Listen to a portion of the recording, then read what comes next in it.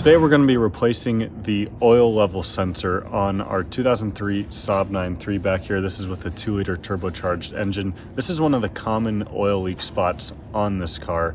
We've already replaced the power steering pump, the valve cover gasket, and the vacuum pump. So this is our last little oil leak to take care of on this car. So we're gonna be doing a bit of a DIY. Shouldn't be too bad. We're gonna have to jack up the car and basically drop the oil pan. We're gonna have to take off a couple things before we can do that. We're gonna have to reseal the oil pan and then stick the new sensor with the new O-ring in there. So Lucas, he's up there finding the part. He's gonna give me a hand with this, but let's get into it. Our first step is going to be drain the oil out of the pan. Here's the oil level sensor right here. You can see temporary repair was done, didn't stop the leak unfortunately, so we're going to be replacing this whole thing. So I'm going to start by draining the oil. This charge pipe needs to come off. I'm going to do the dipstick right here.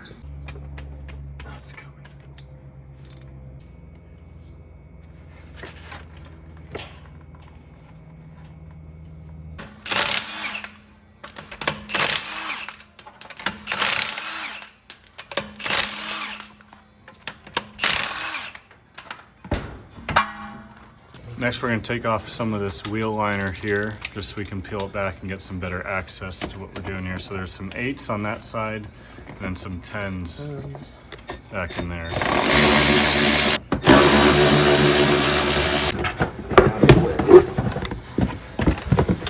To give us access to these couple of oil pan bolts down here. We actually figured it would be easier to pull the whole wheel liner out, so there's a couple more bolts back towards the front door that you need to get. So we're under the car now, and there's one oil pan bolt that's particularly difficult to get to. So this is the compressor. You can see it up in that corner right there. So we actually have a wobble extension on it. It's a 13. And we were able to kind of point at the angle I had it at, almost like this, and carefully break it loose. Just make sure you're set on there squarely. But it's definitely broken loose. So now we know we can get that out. We're gonna do this charge pipe here. So we got a couple of bolts right here. We've obviously got the hose clamp and then the other hose clamp and a couple more bolts that Lucas is about to tackle that are up there by the turbo.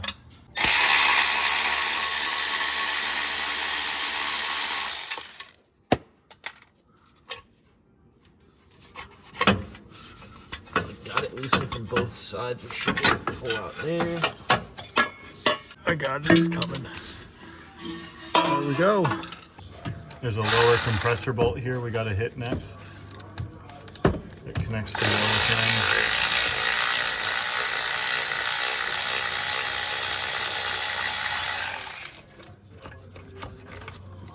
That's a long one. When it comes to the dipstick right here, there is one 10 mil. Kind of hard to get the camera on it, but it's right under the ECU, kind of on this side, that we need to take off to release the dipstick. A little hard to get to, but it's coming. Oh, there we go. Starting to get worried that we had some other piece. Awesome. There we go. That should help us out a lot. This motor mount right here is actually... Yeah, with this car being an 03, 04, it has the 2 rear motor mounts, one of which go into the oil pan. So we'll have to remove that. 16 mil. Sorry.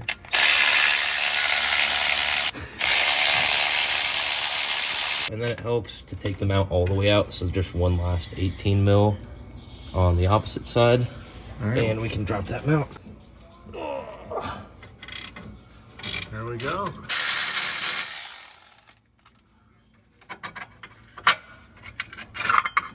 Okay. One more thing, disconnect that. That was super easy. We've got a bunch of 13s all around here to actually drop the pan itself. So we're gonna do that.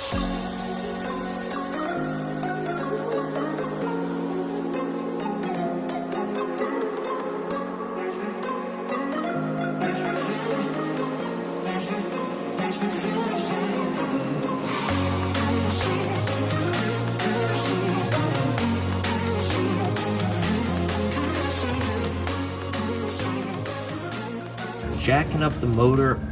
Since we can't use the oil pan since we're dropping that, I'm putting the jack just on the back side of the oil pan onto the axle carrier where it bolts up to the back side of the motor. Okay. So that way we just have a bit of clearance to snake the oil pan out around the subframe. Got it. So all the bolts are out and it should be just about ready to drop after this. So we're gonna try smacking it first, see if we can break it loose with a rubber mallet. So we're gonna carefully pry it. Lucas thinks he found a good spot up here. Hopefully break her loose. Almost missed the money shot. Lucas popped it loose. You want to say real quick where you pried it from again? It was So pretty much just got it right in between the transmission and the oil pan. And it popped out right away. Yep. Barely any force here. And now you can see our hack job silicone. So from here we just got to clean up all the mating surfaces, replace that sensor, and the reverse order of operations. You can see the part we're replacing right here. First we need to take off this big baffle piece. There's a bunch of T30s for that. Thank you.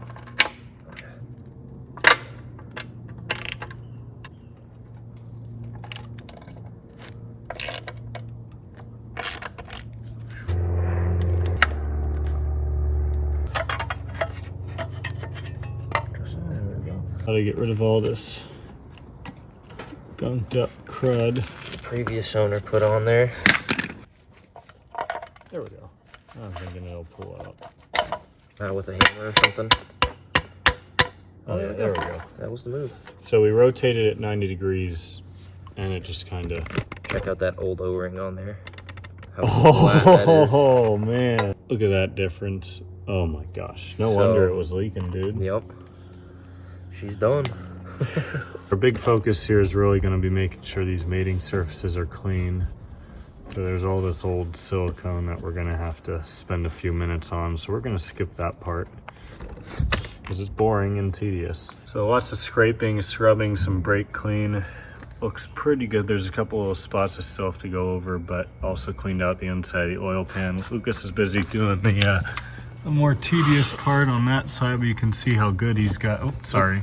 You can see how good he's got this part all cleaned up here. This little spot between the transmission and the engine is a bit difficult to get to, but we're almost ready to put some silicone on and new sensor in and throw it back together. Got our new sensor put in. It just kind of clips into place at 90 degrees, and then we just gotta grab some pliers, twist it down.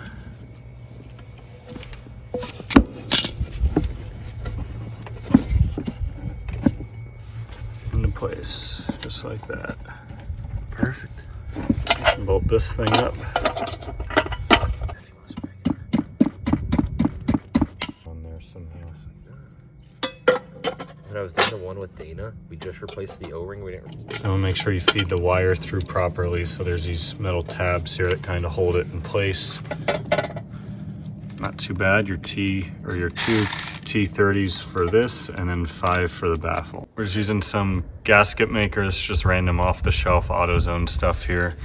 And we're gonna be putting a thin layer just with our fingers around the whole oil pan here. And one thing Lucas pointed out is you can already see there's some spots where oil likes to drip and run, so we're gonna have to be really careful when we mate this that's completely free of oil. So it's gonna be a little bit tough. Yeah, yeah.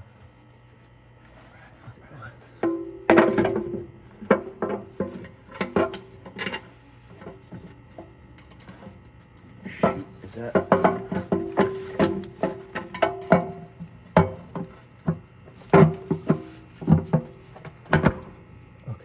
I'll hold that there for a sec. Sorry, just give me a minute. You're good.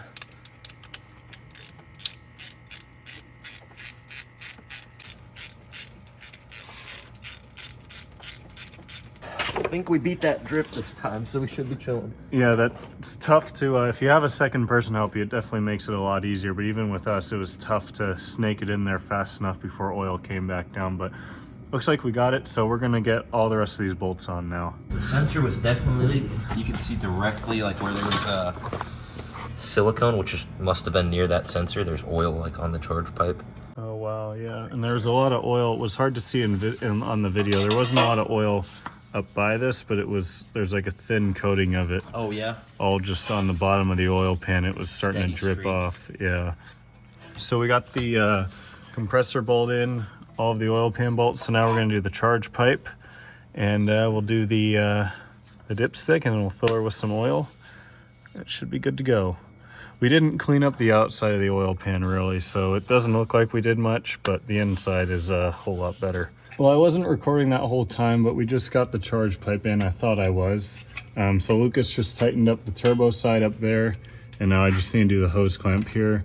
And of course there's the two 13 mils that are right here for it, that hold it to the oil pan. Put our dipstick in. Oh yeah.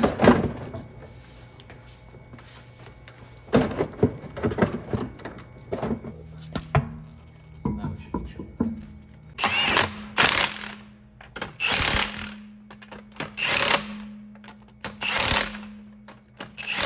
We were about ready to drop it in that oil, and then we realized, forgot this motor mount. So we're gonna throw that in real quick.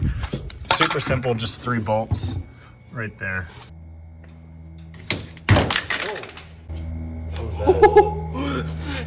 Yo, the Milwaukee just yeeted right now. What did I do? I don't know, but the battery's still in there somewhere.